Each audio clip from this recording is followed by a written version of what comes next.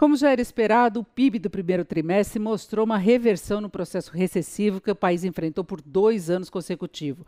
Após 8 meses de queda na comparação com o trimestre anterior, no primeiro trimestre deste ano tivemos uma expansão de 1%. Agora, não é motivo ainda para comemoração. Primeiro, pela composição desse PIB. Não houve uma recuperação geral da economia brasileira. Ele foi muito puxado pela agropecuária, que teve expansão de 13,4%. Isso é muito reflexo da super safra agrícola, que não vai influenciar o PIB durante todo este ano. Houve a recuperação do setor industrial, uma expansão de 0,9%, que é um dado bem positivo, já que a indústria foi o primeiro setor a entrar em crise antes mesmo de a economia como um todo começar a apresentar dados negativos. Agora ainda caiu o nível de investimentos, caiu o consumo das famílias, setor de serviços ficou estável, o comércio recuou. Então foi uma recuperação muito gradual, como eu disse, puxada pela agropecuária, e aí fica a grande questão quanto ao que poderá acontecer daqui para frente, já que agora nós temos um componente muito preocupante, que é a crise política.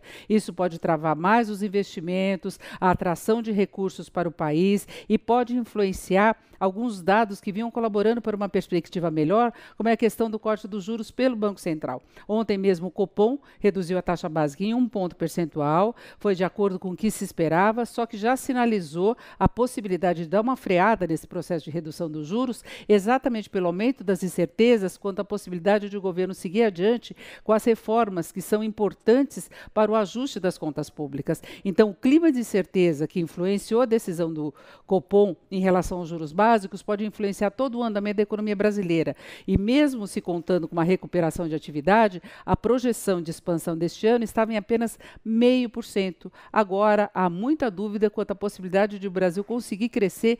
Esse 0,5% já seria muito pouco diante do tombo que nós tivemos nos últimos anos. Então, é uma situação em aberto, o governo está comemorando, está apostando na possibilidade de seguir adiante com as reformas, mas sabemos que ele terá muita dificuldade. Se antes a aprovação já dependia de muita articulação política, agora com o governo mais fragilizado, esse quadro fica muito mais complicado. Então vamos aguardar. Setorialmente, a gente ainda pode ter resultados favoráveis de um ou de outro setor, uma certa melhoria do poder de compra da população, até em função da inflação baixa, que é outro fator positivo, só que a gente percebe que essa inflação baixa já não pode ser o suficiente para garantir a continuidade com a intensidade que era esperada da redução dos juros básicos.